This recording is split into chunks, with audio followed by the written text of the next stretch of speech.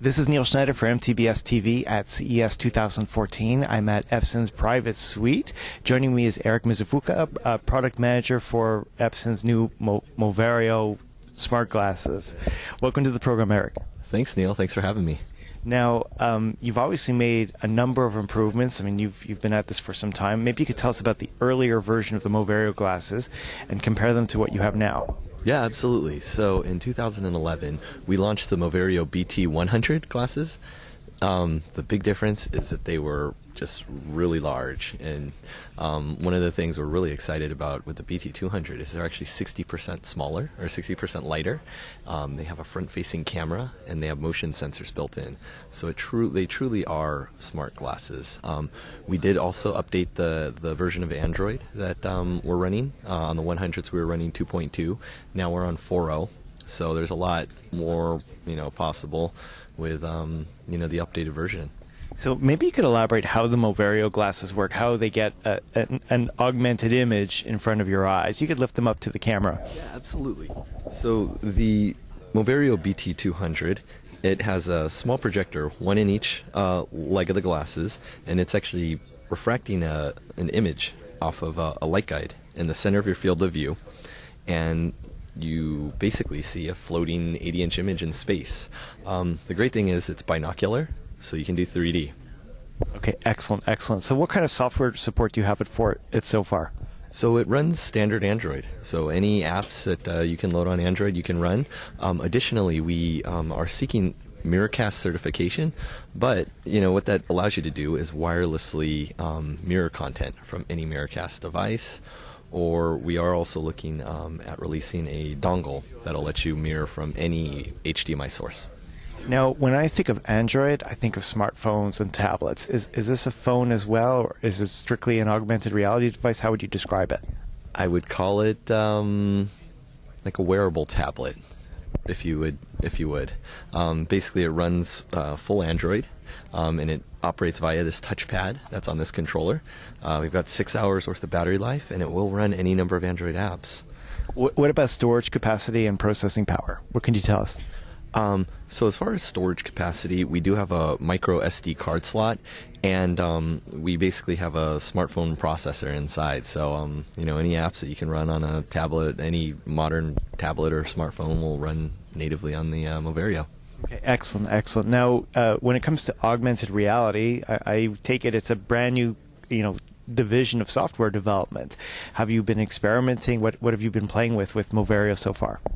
Neil, I definitely look forward to showing you some of our partner applications where we have some augmented reality demonstrations. On the gaming side, we have a Namco Bandai demonstration where it's a tabletop 3D fighting game where you're a dinosaur and you can guide this dinosaur around the tabletop, and it's a really cool experience.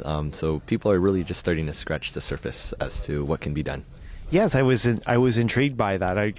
You showed it to me before we actually have footage of it, and also there was a space game as well, as I recall. Yeah, so another thing that's very cool about having motion sensors in the glasses is that it can enable kind of a light virtual reality experience. Where we have one space game called Cyclops, developed by Sean McCracken, who's actually a famous glass developer, a well-known glass developer. And what you do is you look up into space, and you can see spaceships and shoot them down and protect the city. And actually, I can fire that up and let you have a quick look, Neil. Here we go. Good. All right, here we go. So I'm actually seeing the city, a red dot here. So I look around. So there's head tracking with this too, I take it. Yeah, there's head tracking and a front-facing camera. Now, why is that camera so important? We really see it as a way to sense your outside world and external environment. So for augmented reality applications, having that camera is critical. So is the camera used to interact with the software itself? The software itself it's an input for the software. So it's a sensing device, to be able to pick up on objects if you wanted to do some augmented reality overlay. One of our partners, Matayo, is actually showing a maintenance example where you're maintaining a Mitsubishi HVAC unit, but you look at it and the camera detects the AC unit and overlays augmented instructions over it. Very good.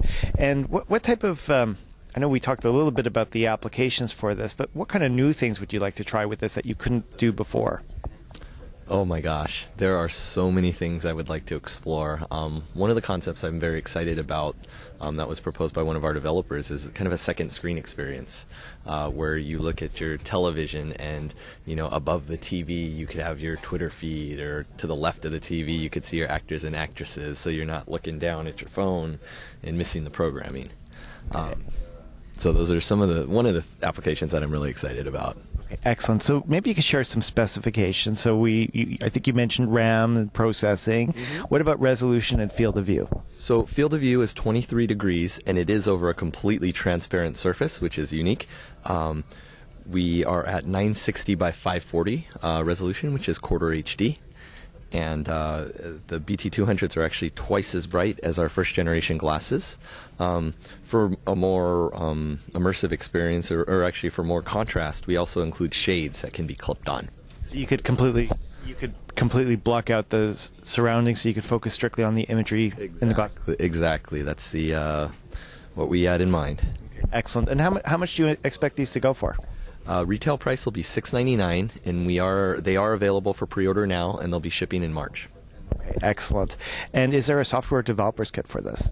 It uses stock Android, but we will be publishing some more details shortly on our developer site when we launch.